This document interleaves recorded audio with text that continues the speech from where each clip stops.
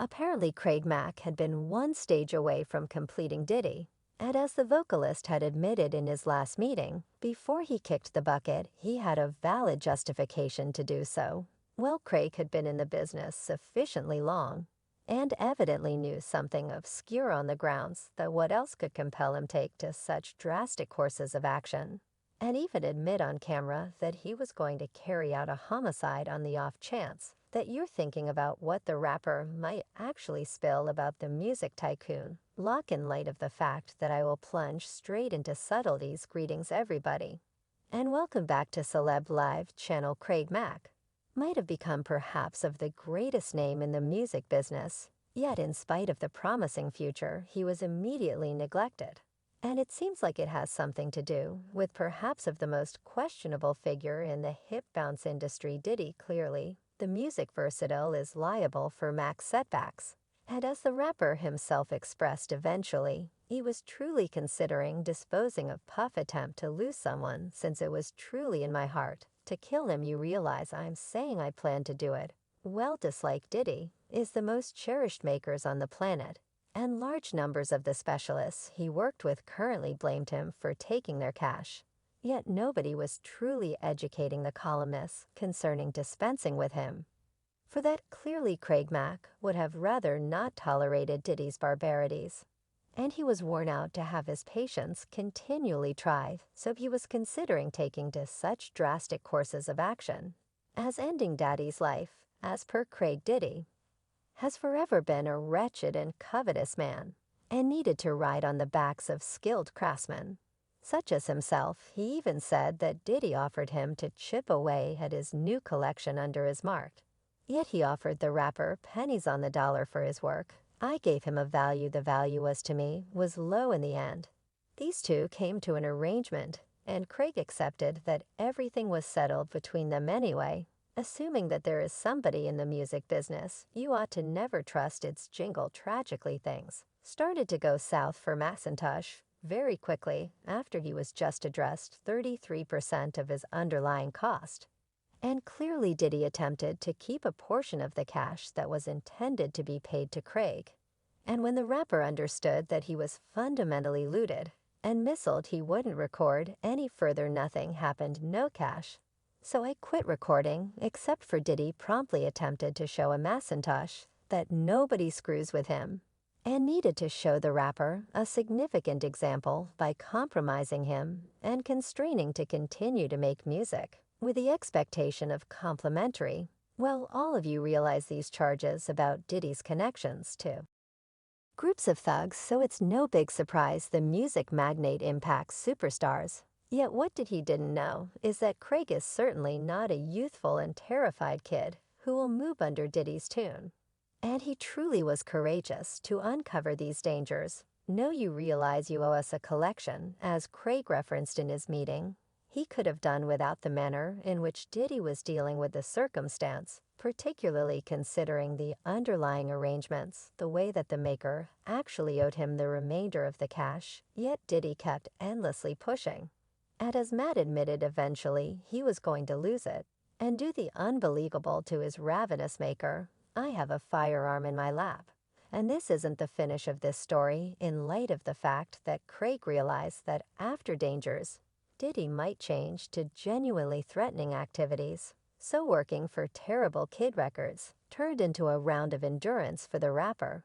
And he admitted that he was truly prepared to go too far. Assuming his life was in peril, keeping a weapon near himself was his opportunity to safeguard his life and keep Jingle from disposing of such a badly designed craftsman. There's someone will be attempting to kill me. I must accomplish something first. Or, in keeping in mind what is going on turned out to be increasingly more serious, there was something that saved Diddy and allowed him an opportunity to turn out to be better, which, as we probably are aware, we never utilized. Clutch your sights. When I let you know that when Craig Mack had been thinking about shooting his maker, something remarkable had occurred, and it adjusted the rapper's perspective. In a split second, as Craig himself expressed, he heard gospel music on the radio, and he understood that God didn't believe that he should end another life and perpetrate this transgression. Well, it appears as though Diddy was one stage away of being wiped out himself. Yet since Craig saw the gospel music as a sign not to filthy his hands with blood, he pursued a smarter and a better choice and left the corrupt existence of a VIP. And all Hollywood enticements, everlastingly, nobody caught wind of him for a very long time since that episode. And when he was back at the center of attention, it was not to make another collection in light of the fact that Craig felt like he was taken care of with Hollywood way of life, and specifically with his ex-maker Diddy.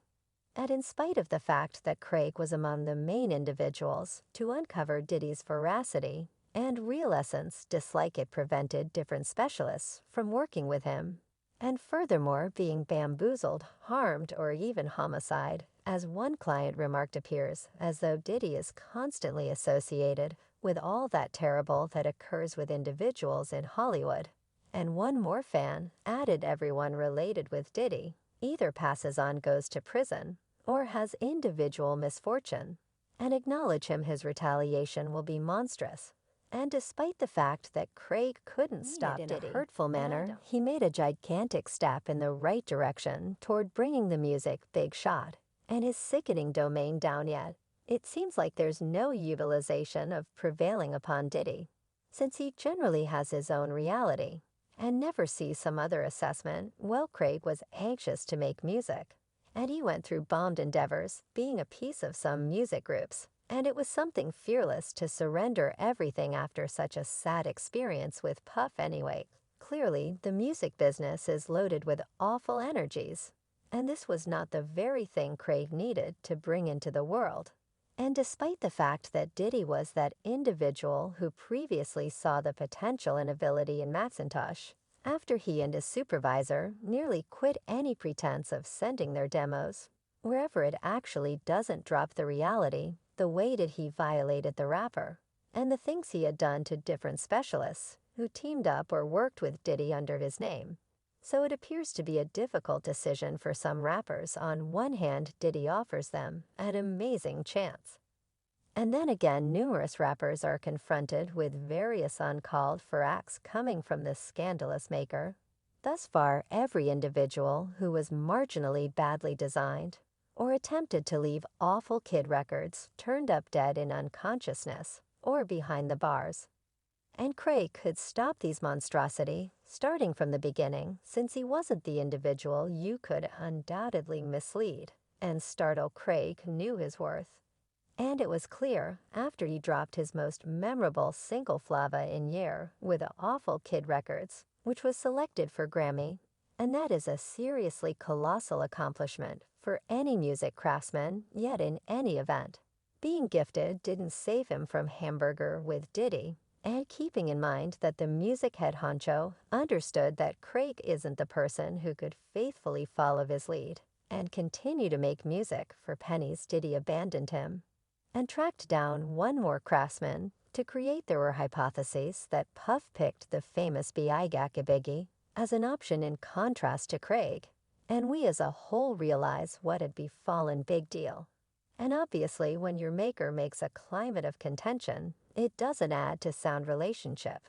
And there was even a discussion that Craig and Big Deal had their own another motivation behind why Diddy was inclining toward Biggie out of nowhere, were claims that Craig wasn't down with the music tests Diddy had been offering him. It seemed like he attempted to convince Macintosh to attempt specific styles of music that would in principle assist with soaring his profession to a higher level. And keeping in mind that two of them had broad conversations about the heading of Macintosh's next project, attempting to follow the promotion of his Grammy-selected Flava in Your Ear single, it worked out that Mack wasn't down with these thoughts, and keeping in mind that Diddy wasn't completely content with the manner in which Macintosh took care of his suggestions, he held deceiving the public that the new music would be delivered before long. Well, simply one more lie to cover the frightful condition of his name, and the wreck he attempts to clear under the generally most certainly. We got another collection we're dealing with him to drop in January. Other than that, we're going to drop our arms. Did he unquestionably appeared as though he needed to be in charge of everything, And regardless of his commitments, he definitely realized that working with Macintosh would trouble since he had major areas of strength for N and didn't have any desire to twist under Diddy's tension. Well, we as a whole expertise Puff loves to play God in some cases, as he is persuaded that existences of numerous specialists rely upon him. And presumably he was basically meddling with Craig promising things that could never see the light. Macintosh isn't the last craftsman working with the maker who didn't get sufficient installment for his work, and was in a bad way by Diddy's time. Numerous different rappers after Craig were offering their viewpoints and imparting the experience of working to Diddy, and Kid that was a long way from being euphoric up until this point. Mack was the nearest to truly make Diddy pay with his life for everything except he ruled against committing this wrongdoing and spent the remainder of his life thinking about that second when he was near murder. His manager, the meeting with Macintosh, admitting his craving to shot did he surface as of late, and many fans accept that it was a wait, so that the rapper might see that Diddy actually continues destroying youthful specialists, resides and getting all the advantage from their work. As one client remarked the nearer he came to infection. And passing I realize he wished he had done something to Diddy, and another client added, he knew Diddy planned to off him like he has done to so many. The business is grimy with numerous players. Diddy is one of them. It's beyond any good time to consider what might have changed assuming Craig really yielded to his compulsion to dispose of Diddy and save the music business.